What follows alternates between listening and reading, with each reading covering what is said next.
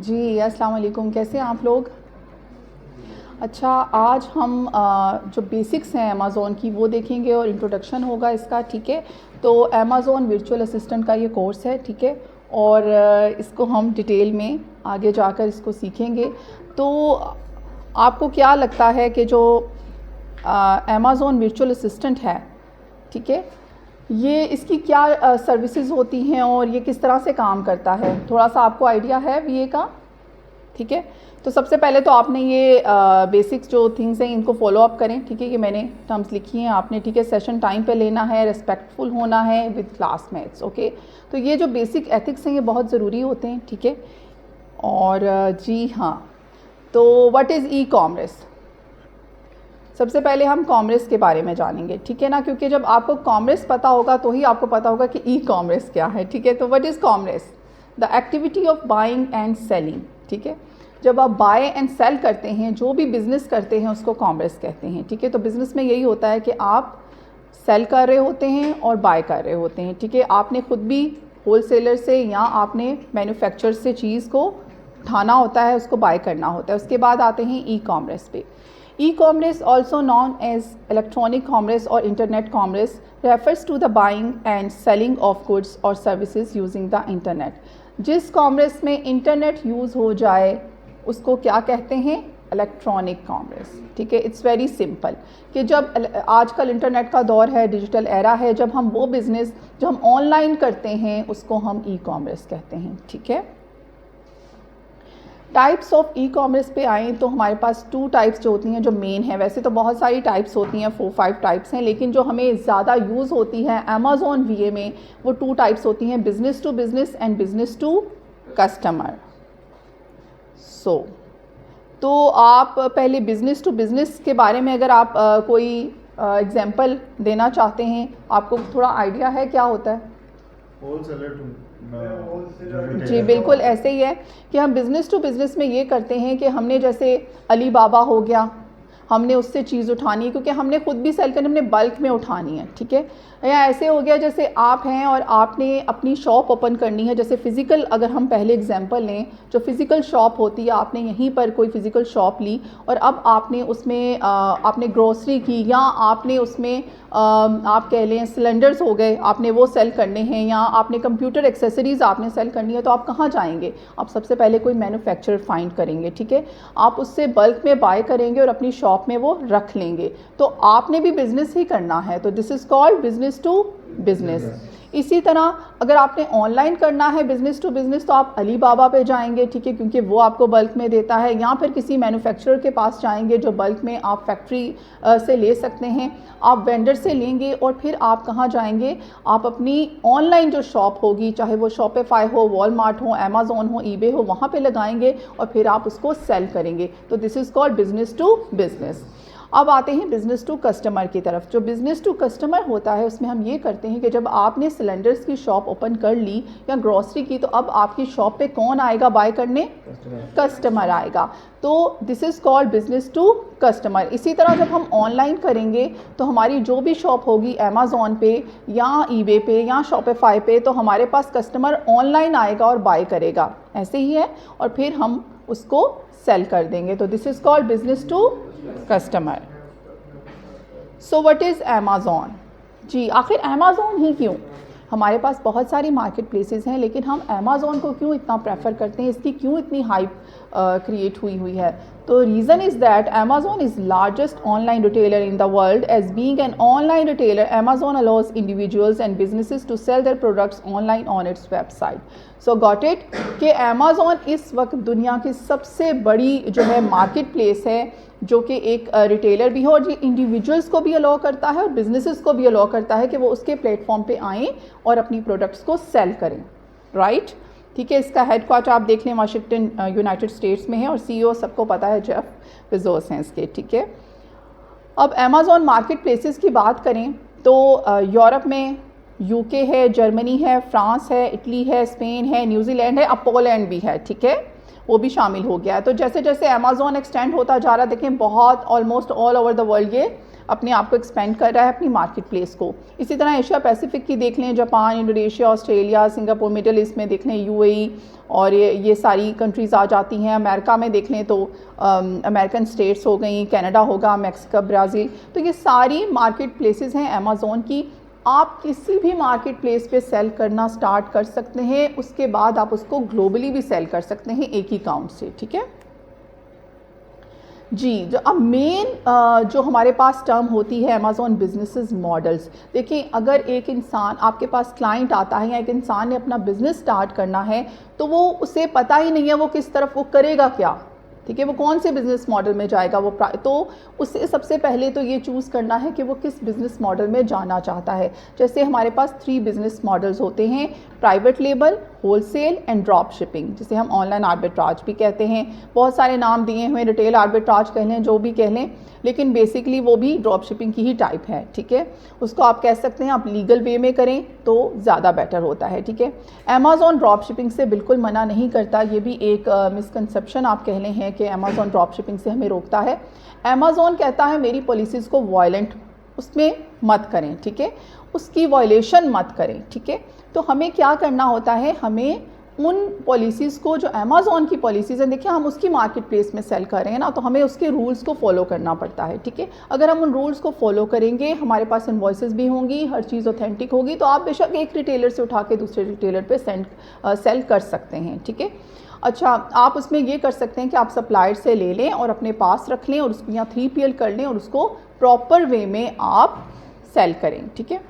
Private label सबसे पहले इस बिज़नेस मॉडल पे आते हैं।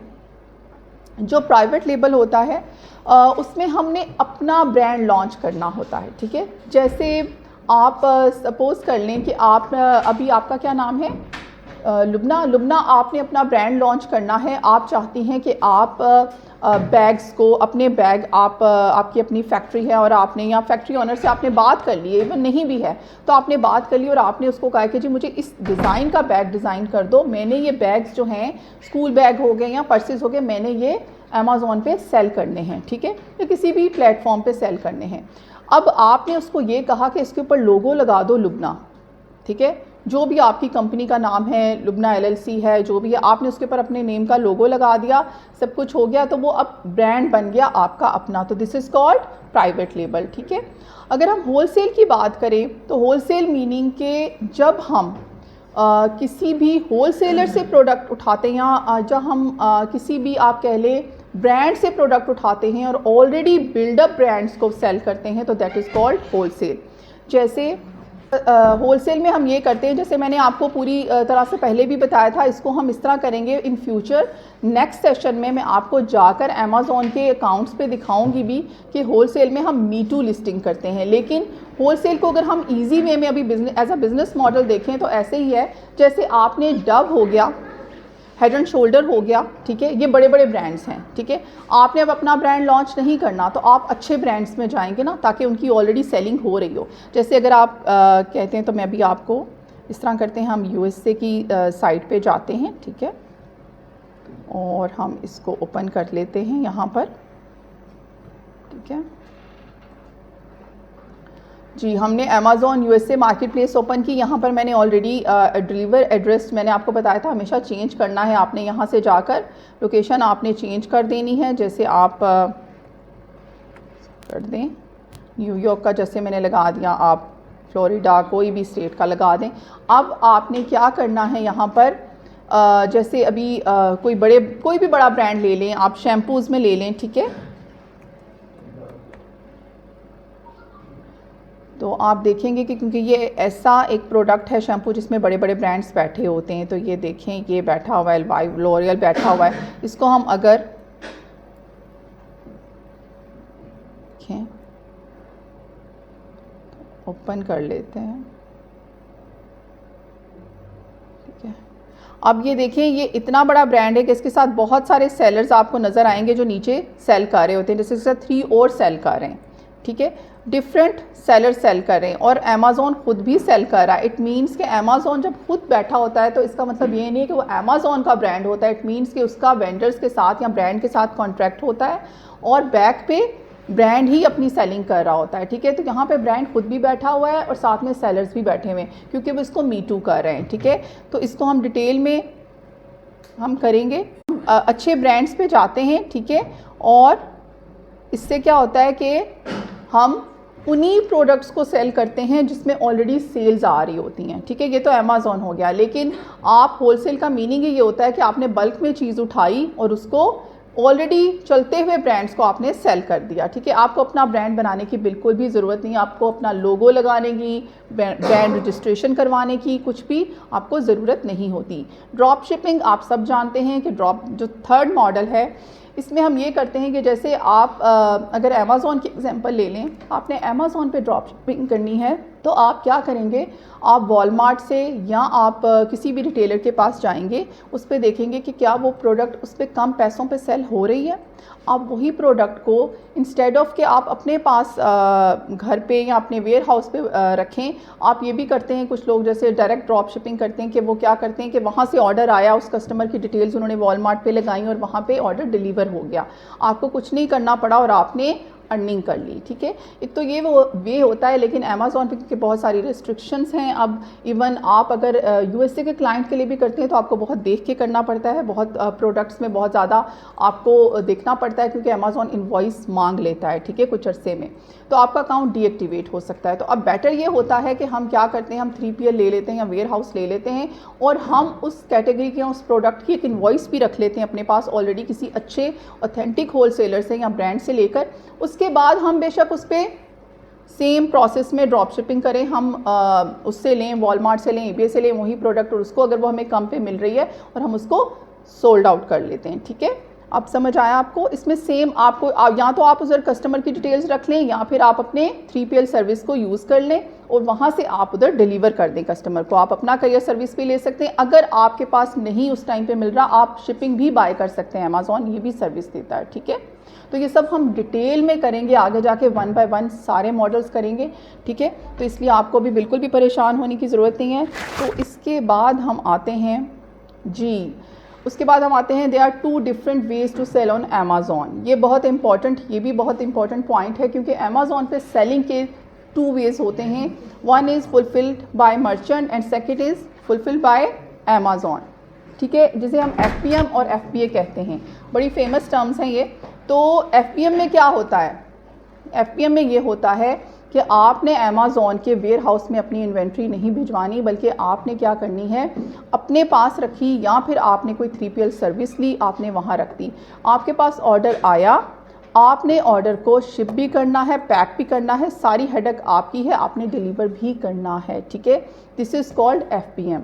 और FBA में क्या होता है, आपने अमेज़ॉन के वेयर हाउस में अपनी इन्वेंट्री भेज दी, अब अमेज़ॉन का हेडक है कि वो उसको पिक, पैक, शिप सब वो करेगा, डिलीवर वो करेगा, आपको कुछ भी नहीं करना पड़ता, ठीक है।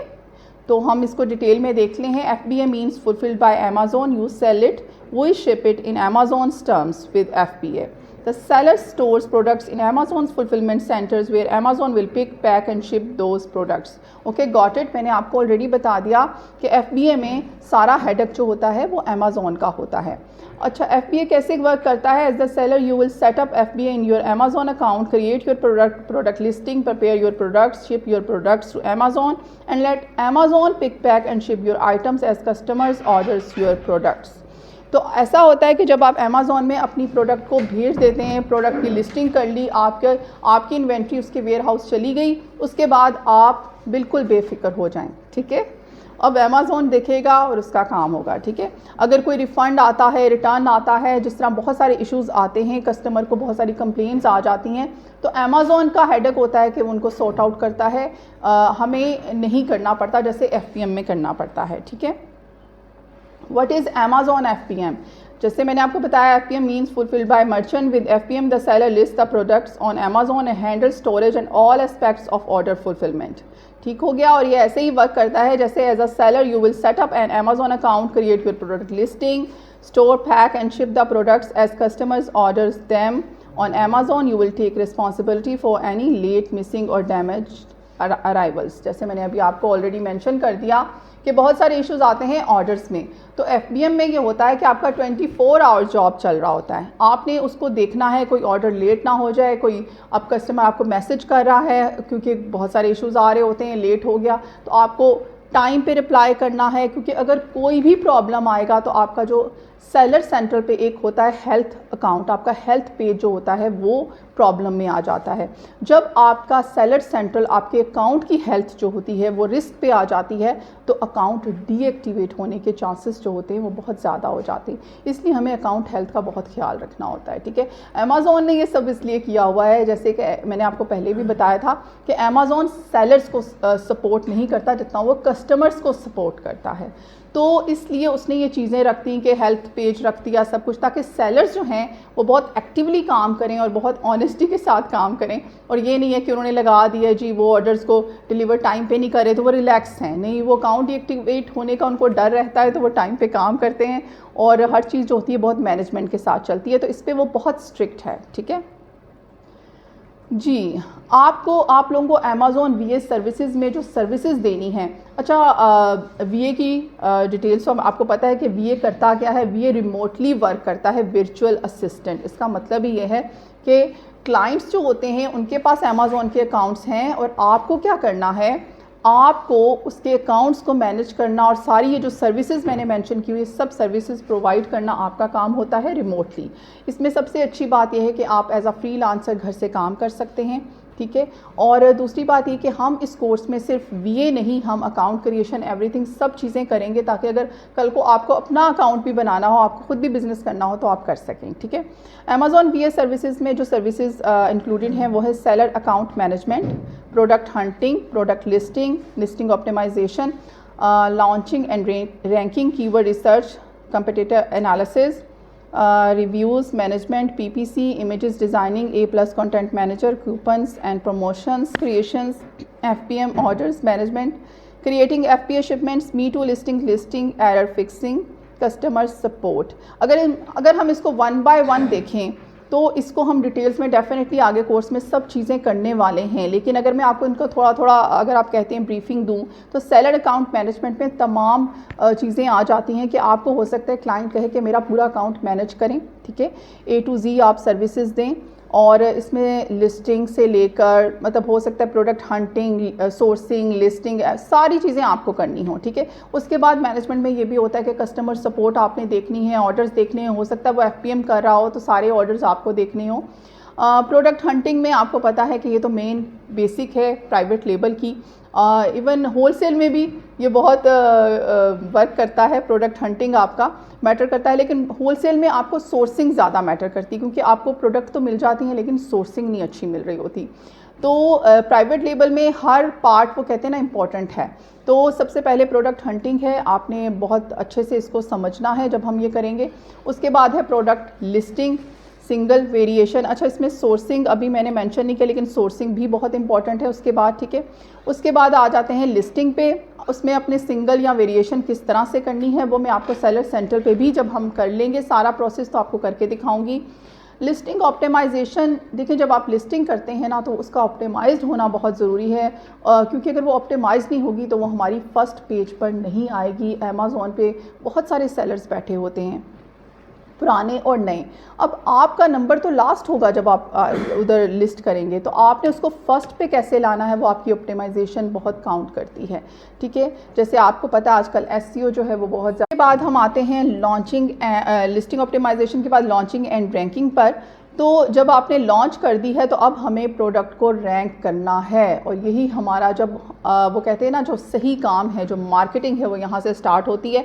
उसके बाद हमें कीवर्ड रिसर्च, ये हमें लिस्टिंग से पहले करनी होती है, लेकिन हम PPC के लिए भी कीवर्ड रिसर्च दोबारा से करते हैं। हम गोल्डन कीवर्ड्स को एक अलग से हम लिस्ट बनाते हैं जो स्पेसिफिक कीवर्ड्स होते हैं जिनके ऊपर हमें रैंक करना होता है। ठीक है, फिर कंपेटिटर एनालिसिस जो होता है, इसमें हमें अपने कंपेटिटर को बहुत उससे देखना होता है कि भाई ये उसमें क्या रिव्यूज़ उसके हैं, किस तरह की उसकी प्रोडक्ट है, उसमें हम क्या चेंजिंग करेंगे तो जो कस्टमर है वो हमारी प्रोडक्ट को ज़्यादा पसंद करेगा। ठीक है, उसके बाद हमने रिव्यूज़ मैनेजमेंट देखनी है, पीपीसी पे पर क्लिक, ये मेन चीज़ है जो हमने कीवर्ड गोल्डन कीवर्ड्स निकाल लिए। अब हमने उसके ऊपर किन कीवर्ड्स पे पीपीसी रन करनी है मैंने आपको एक दफ़ा ठहरे मैं आपको बता देती हूँ। जैसे अगर हम चले जाएं, अगर हम शैम्पूज़ पे, वैसे तो ये बड़े ब्रांड्स की प्रोडक्ट है, इसमें अगर हम ऊपर आएँ तो आपको नज़र आएगा ये स्पॉन्सर्ड लिखा आ रहा है। ठीक है, ये तो ये जो स्पॉन्सर्ड प्रोडक्ट्स होती हैं इन पर पीपीसी रन हो रही है। ठीक है, अब जो नंबर 1 पर है, ठीक है, वो उस हिसाब से बिडिंग चल रही होती है। ठीक है, बिडिंग चल रही होती है इनके ऊपर, जिसके ऊपर ज़्यादा बिडिंग चल रही है वो नंबर 1 पे होगा, जिसके ऊपर उससे कम है वो नंबर 2 पर होगा। इस तरह से ये वर्क करती है। इसको हम बहुत डिटेल में करेंगे क्योंकि ये एक प्रॉपर सर्विस है। बहुत से लोग सिर्फ पीपीसी से अर्न करते हैं। ठीक है, उसके बाद आ जाते हैं इमेजेस डिज़ाइनिंग पर। ठीक है, तो इमेजेस भी लिस्टिंग का पार्ट होते हैं जो हम लिस्टिंग करते हैं। जैसे ये आप देखें तो अगर हम किसी भी प्रोडक्ट को इधर ओपन करें तो आप उसकी लिस्टिंग में देखें तो उसके इमेजेस साइड पर शो हो रहे होते हैं। ये देखें, इसमें उनका यूजेज, उनके बारे में डिटेल्स, उनके ब्रांड के बारे में सब मेंशन हो रहा होता है। तो ये भी इसका पार्ट होते हैं लिस्टिंग का। ठीक है, अगर आपके इमेजेस भी अच्छे नहीं हैं, यानी आपका ग्राफिक डिज़ाइनर थोड़ा अनाड़ी है या आपने उसमें क्वालिटी उसकी लो है, तो भी बहुत फ़र्क पड़ेगा। ठीक है, तो ये बहुत अच्छे होने चाहिए। इसके बाद है A+ कंटेंट मैनेजर, जिसको हम EBC भी बोलते हैं।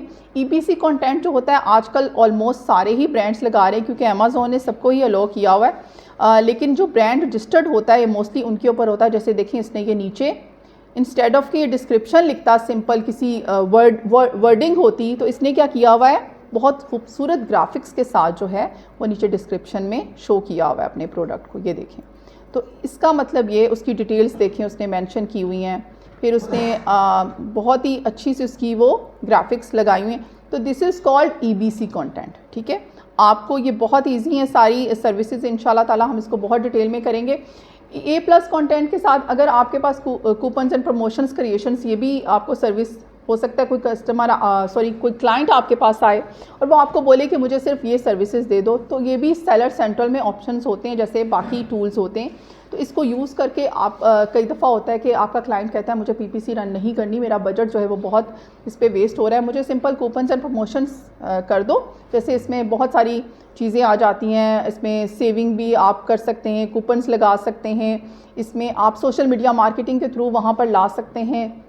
आपने ट्रैफिक लानी होती है, ठीक है, अपनी प्रोडक्ट पे।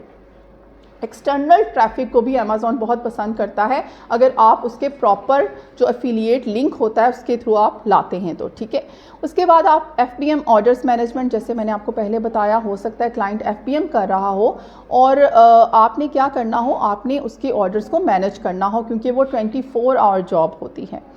क्रिएटिंग FBA शिपमेंट्स, जी बिल्कुल, सेलर सेंटर पे जब आपने लिस्टिंग कर ली तो अब आपकी इन्वेंट्री सोर्स जो आपने की, सोर्सर आपका जो सप्लायर था, आपने उससे जब इन्वेंट्री सेंड करनी है अमेज़ॉन के वेयर हाउस में, तो कैसे अमेज़ॉन को पता चलेगा कि आप इन्वेंट्री भेज रहे हैं? डेफिनेटली आपको वहाँ पर एक शिपमेंट प्लान क्रिएट करना होगा सेलर सेंट्रल पे, जिस पे आप बताएंगे कि मैं इस एड्रेस से इस एड्रेस पे सेंड कर रहा हूँ। ठीक है, उसके बाद मीटू लिस्टिंग मैंने आपको अभी दिखाया जैसे शैम्पू पे कि उस पर बहुत सारे और सेलर्स बैठे हुए हैं, that is called me too listing. ये हम होलसेल और ड्रॉप शिपिंग में यूज़ करते हैं। लिस्टिंग एरर फिक्सिंग, जी लिस्टिंग्स पे एरर्स भी आ जाते हैं और वो इतने कॉम्प्लिकेटेड होते हैं कि क्लाइंट आपको मुंह मांगी कीमत देने को तैयार होता है। तो आपको एक्सपर्ट होना चाहिए कम्युनिकेशंस पे, वो इसको हम डिटेल में करेंगे एट दी एंड जब हम सारे मॉडल्स पे काम कर लेंगे। तो ये एंड पे ये चीज़ें होती हैं जिनको हम डिटेल्स में सॉर्ट आउट करेंगे कि कैसे हो सकती हैं। ठीक है, कस्टमर सपोर्ट, जी बिल्कुल ऐसे ही है। ये भी आपको हो सकता है क्लाइंट के कि आप सिर्फ, जैसे हम देखते हैं ना वो डिफरेंट कॉल सेंटर्स होते हैं, कस्टमर सपोर्ट आपको पता है, इसी तरह हम अमेज़ॉन पे भी कस्टमर सपोर्ट, क्योंकि ये काम भी आपको दिया जा सकता है। तो ये सारी सर्विसेज इंक्लूडेड हैं VA सर्विसेज में, अमेज़ॉन VA सर्विसेज में। Got it? होते हैं ऑफ अ सर्विस प्रोवाइडर। तो मैं आप सबसे रिक्वेस्ट करूँगी कि प्लीज़ प्लीज़ प्लीज़ इनको रीड आउट करें और ऐसे काम मत करें जिससे आपका क्लाइंट जो है वो चला जाए। क्योंकि देखिए, अगर आप 1-2 दिन उसके साथ, अब सपोज दैट आपके पास क्लाइंट आता है, वो आपको काम देता है, आप 2 दिन नहीं करेंगे, 3 दिन नहीं करेंगे, 4 दिन नहीं करेंगे, 10 डेज़ में वो आपसे जब काम आप नहीं करेंगे वो चला जाएगा और उसके बाद वो आपको किसी और को रेकमेंड नहीं करेगा और आपका जो रेपुटेशन होगा वो ख़राब हो जाएगा मार्केट में, वीए की मार्केट में, ठीक है। तो आपने अपने आप को जो है, और मेन थिंग मैं आपको बताऊं, जो बेसिक एथिक्स होते हैं मैं फिर से कहूँगी वो बहुत ज़रूरी होते हैं और एज अ सर्विस प्रोवाइडर आप इसको रीड कर सकते हैं कि आप हाईएस्ट एथिक्स और ऑनेस्टी के साथ अगर काम करेंगे तो हर कोई आपसे इम्प्रेस होगा। अच्छा काम करें, क्वालिटी वर्क करें, ये नहीं करेंगे जी आपने बस पैसे कमाने हैं, पैसे ले लेने, एक दफ़ा लेंगे फिर दोबारा नहीं ले पाएंगे। तो अपनी स्टार्ट में ना आप अपनी इमेज बनाना है, ठीक है। तो आपने स्टार्ट में अपना इमेज बनाना है, ठीक है। आप यकीन करें, बहुत सारे आप सक्सेसफुल जो वीएस हैं उनकी स्टोरीज़ देखें तो वो कहते हैं हमने $5 से स्टार्ट किया था, हमें प्रोजेक्ट मिला था सिर्फ $5 का और उस प्रोजेक्ट पे उन्होंने पता नहीं कितने आवर्स काम किया था तो जाके वो $5 उन्होंने अर्न किए थे। तो पहला प्रोजेक्ट $5 से स्टार्ट करके वो लोग अब मिलियंस में कमा रहे हैं। तो रीज़न क्या होती है, स्टार्ट में अपना इमेज बनाना होता है, अच्छी रेपुटेशन बनानी होती है, तो ही क्लाइंट आपके पास आता है, ठीक है, ठीक है। और हर क्लाइंट को वैल्यू दें, ये नहीं है कि जी जो ज़्यादा दे रहा है उसको बड़े अच्छे से आप बटरिंग कर रहे हैं और जो दूसरा उसको कह रहे हैं अच्छा तुम्हारा काम बाद में कर दूंगा, ऐसे बिल्कुल नहीं करना। सबको वैल्यू देनी है, सबके काम करने हैं। कमिटमेंट जब आप कर लें तो उसको आपने पूरा करना है। और बात हो गई अगर इलीगल एक्टिविटी की तो वो तो बिल्कुल भी मत करें। हमारा जो पाकिस्तान है ये देखें किस नंबर पे था पहले अमेज़ॉन पे और अब कहाँ आ गया है। तो अपना देखिए इमेज मत ख़राब करें, हमारा ऑलरेडी बहुत हो चुका है, तो इलीगल एक्टिविटीज़ में मत जाएं, ठीक है जी। Amazon acronyms and terms glossary की बात करें तो हम बहुत सारी टर्म्स होंगी जो हम आगे यूज़ करेंगे। तो जैसे जैसे हम ये यूज़ करेंगे आपको इनकी समझ ज़्यादा अच्छे से आएगी। तो मैंने इसलिए इनको एक दफ़ा मेंशन कर दिया है ताकि ये मैं आपके साथ स्लाइड्स भी शेयर कर दूँगी, ठीक है। 3PL थर्ड पार्टी लॉजिस्टिक्स, जैसे अगर हमारे पास हमने अमेज़ॉन के वेयर हाउस में नहीं पहुँचानी चीज़ और हमारे पास अपना वेयर हाउस भी नहीं है तो हम 3PL सर्विस लेते हैं, थर्ड पार्टी लॉजिस्टिक्स। तो वो हमारी चीज़ों को, हमारी इन्वेंट्री को रख लेते हैं और उसके बाद हमारी प्रोडक्ट्स को पिक पैक शिप सब कर देते हैं, ठीक है। एसिन अमेज़ॉन स्टैंडर्ड इंफॉर्मेशन नंबर, ये अमेज़ॉन जो है 10 कैरेक्टर्स का एक यूनिक नंबर होता है जो कि यहाँ पर अगर आप देखें इस प्रोडक्ट का जो एसिन है, इसकी प्रोडक्ट डिटेल्स जो आ रही हैं नीचे, ये आप गौर से देखें यहाँ पर भी मेंशन है ये, ठीक है। ये अमेज़ॉन खुद प्रोवाइड करता है, बिल्कुल ऐसे ही है जैसे नादरा वाले आपको आईडी कार्ड, आईडी नंबर आपका प्रोवाइड करते हैं, ठीक हो गया। ये इस यूपीसी के यूनिवर्सल प्रोडक्ट कोड जो होता है उसके बिहाफ पर ये बनता है, जनरेट होता है, ओके। अच्छा जी, उसके बाद बीएसआर, मैंने बीएसआर का आपको पहले भी बताया था कि बेस्ट सेलर रैंक, ठीक है। ये जितना ज़्यादा कम होगा उतना अच्छा होगा और जितना ज़्यादा होगा उतना ही आपके लिए बुरा होगा। रीज़न इज़ दैट कि बेस्ट सेलर रैंक, जैसे मैं आपको फिर से एग्जाम्पल दूँ तो इसका बेस्ट सेलर रैंक देखें 570 इन ब्यूटी एंड पर्सनल केयर में है और 11 इन हेयर शैम्पू में है। इट इज़ टू गुड, क्योंकि ये 11th नंबर पर आ रहा है, पहले पेज पे आ रहा है ये प्रोडक्ट, ठीक है। अगर ये इसका 1000 होता, 50,000 होता, 1 लाख होता तो ये बहुत बुरा होता, क्योंकि इट मीन्स कि ये बहुत पीछे चला गया है, ठीक है। इसी तरह हम आगे आते हैं बाय बॉक्स। तो मैंने आपको बताया था ये वो बटन होता है जो कस्टमर्स जिसको क्लिक करते हैं और आप परचेज़ कर लेते हैं। अगर हम इसी प्रोडक्ट पे जाएं तो आप ये देखें यहाँ पर बाय नो का ऑप्शन आएगा साइड पे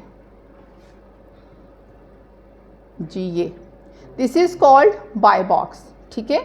ये किसके पास है अभी? सोल्ड बाय amazon.com, ये अभी ब्रांड के पास है, ठीक है। जब ये जो नीचे 3 बैठे हुए हैं इनके पास आएगा तो ये यहाँ पर शो होंगे सोल्ड बाय, ठीक है। तो जिसके पास ये बाय नो का बटन होता है उसे बाय बॉक्स कहते हैं, उसके पास बाय बॉक्स होता है। इसको हम बहुत डिटेल में आगे जब हम डिफरेंट टर्म्स पे, बिजनेस मॉडल्स पे हम करेंगे, सब सर्विसेज पे हम इसको लर्न करेंगे तो डेफिनेटली आप इसको बहुत अच्छे से इन सारी टर्म्स को, इन सारी जो टर्म्स हैं, एक्रोनिम्स हैं, आप इनको समझ जाएंगे, ठीक है जी। COGS cost of goods sold, CPC cost per click, CTR click through rate, ये हम PPC में यूज़ करते हैं टर्म्स, ठीक है। FNSKU fulfilment network stock keeping unit, ठीक है, ये SKU ही होता है। गेटेड कैटेगरी, गेटेड कैटेगरीज वो होती हैं जिनको अमेज़ॉन जो है वो इजीली अप्रूव नहीं करता, उनकी जो एक्सेस होती है वो लिमिटेड होती है। इसके ऊपर भी हम डिटेल में बात करेंगे कि कौन कौन सी होती हैं। ठीक है, GTIN global trade item number, ये GTIN में आप UPC बाय करते हैं Amazon.com USA मार्केट प्लेस के लिए, और अगर हमने UK में जाना है, यूरोपियन कंट्रीज़ में जाना है, तो हम EN यूज़ करते हैं। ओके, यूरोपियन नंबर यूज़ करते हैं। हाईजैकिंग, जी अगर आपने अपना ब्रांड रजिस्टर्ड नहीं करवाया, ठीक है, तो कोई भी सेलर आपके ब्रांड को हैक कर सकता है, हाईजैक कर सकता है, कहना मुनासिब होगा, हाईजैक कर सकता है। रीज़न क्या होती है कि वो मीटू कर लेगा उसको, ठीक है, और उसके बाद हो सकता है वो अपना ब्रांड रजिस्टर करवा कर कह दे कि ये मेरा ब्रांड है, तो आप कुछ नहीं कर पाएंगे। इसलिए हम प्रेफर क्या करते हैं, अगर आपने प्राइवेट लेबल करना है तो अपना ब्रांड रजिस्टर्ड करवा लें। ठीक है जी। FC fulfilment centre, MCF multi channel fulfilment, MF merchant fulfilled, NDA non disclosure agreement, ODR order defect rate, OS out of stock, P&L profit and loss, PPC paper click, prime, Amazon prime होता है। ठीक है, private label आपको मैंने बता दिया कि जब आप अपना बिजनेस करते हैं, अपना ब्रांड लॉन्च करते हैं, that is called private label. ये सारी टर्म्स यूज़ होती हैं हमारे इस बिज़नेस मॉडल में, Amazon VA सर्विसेज में। जी, Q1 हम किसे कहते हैं, फर्स्ट क्वार्टर को। ये जनवरी टू मार्च होता है। इसमें मोस्टली जो सेलर्स होते हैं अपनी इन्वेंट्री को रेडी करना शुरू कर देते हैं ताकि वो लॉन्च कर लें। Q2 सेकेंड क्वार्टर होता है, अप्रैल टू जून होता है। Q3 हम थर्ड क्वार्टर को कहते हैं जो जुलाई टू सितंबर होता है। Q4 फोर्थ क्वार्टर होता है, और ये सबसे ज़बरदस्त इसको कहा जाता है क्योंकि इसमें वो सेलर्स भी सेलिंग करते हैं जिनको सेल्स नहीं आ रही होती कम, क्योंकि इसमें बहुत क्राउडेड हो जाता है, कस्टमर बहुत ज़्यादा आता है, उनका क्रिसमस भी चल रहा है, उनका ब्लैक फ्राइडे भी चल रहा होता है, बहुत सारी डील्स चल रही होती हैं, बहुत सारे ऑफ डेज चल रही होती हैं, तो कस्टमर बहुत ज़्यादा यहाँ पे सेलिंग जो होती है वो तेज़ हो जाती है, बाइंग भी बहुत डेफिनेटली बाइंग तेज़ होगी तो सेलिंग तेज़ होगी। तो इसलिए Q4 को हम आइडियल कहते हैं सेलिंग के लिए। ठीक है, तो इसमें हम कहते हैं कि आप लॉन्च मत करें। आपने अगर कोई भी इन्वेंट्री लॉन्च करनी है, कोई भी प्रोडक्ट लॉन्च करनी है, वो Q4 से पहले कर लें ताकि आपको फ़ायदा हो जाए। जितना आप फ़ायदा उठा सकते हैं Q4 से उठा लें। ठीक है, फिर SEO सबको पता है, search engine optimisation, SFP seller fulfil prime, SKU stock keeping unit, SP sponsored product, store front and Amazon brand store होता है, जो कि ब्रांड जब बिल्डअप होता है, जैसे ये वाला जो ब्रांड है ये बिग ब्रांड है तो इसका स्टोर फ्रंट होगा, ये डिफरेंट, ये देखिए यहाँ पे होता है, ये विजिट द गार्नियर स्टोर। हम इसके स्टोर पर जाएंगे तो हमें बताएगा कि ये स्टोर क्या क्या प्रोडक्ट सेल कर रहा है। ठीक है, अच्छा जी, बहुत से आपके पास क्लाइंट्स आएंगे जो कहेंगे हमारा स्टोर फ्रंट बना दे, तो इट्स वेरी इजी। आपने ग्राफिक, हमेशा की तरह आपके ग्राफिक्स अच्छे होने चाहिए, आप इसी तरह से उसमें अच्छा सा बना के, जैसे वेबसाइट टाइप होता है, आप उसका स्टोर फ्रंट बना देंगे। ठीक है, वेरिएशंस मैंने आपको बताया था कि ये किसी भी तरह की हो सकती हैं। देखिए, आपने अगर एक शर्ट की है तो उस शर्ट के कलर वेरिएशंस हो सकती हैं, साइज़ वेरिएशंस हो सकती हैं, बोटल्स हैं तो उनकी साइज़ वेरिएशंस होती हैं, इसी तरह वेरिएशंस उनको कहते हैं। ठीक है, TOS टर्म्स ऑफ सर्विसेज को कहा जाता है, brand analytics, a suite of feature available to brands. ठीक है, ये हमें ये टूल होता है जो सेलर सेंट्रल पर हमें मिलता है, जो ब्रांड रजिस्टर्ड होते हैं Amazon पे, जिन्होंने ब्रांड रजिस्ट्री ली होती है, ताकि वो अपने ब्रांड को एनालाइज कर सकें कि वो कितनी प्रोग्रेस में चल रहा है। ये बहुत ज़बरदस्त टूल होता है, और जब ये आपके पास अवेलेबल हो जाता है तो आप यकीन करें, आप इससे ये देख सकते हैं कि कौन सा बायर आप पर बार बार आ रहा है, आपसे बाइंग कर रहा है।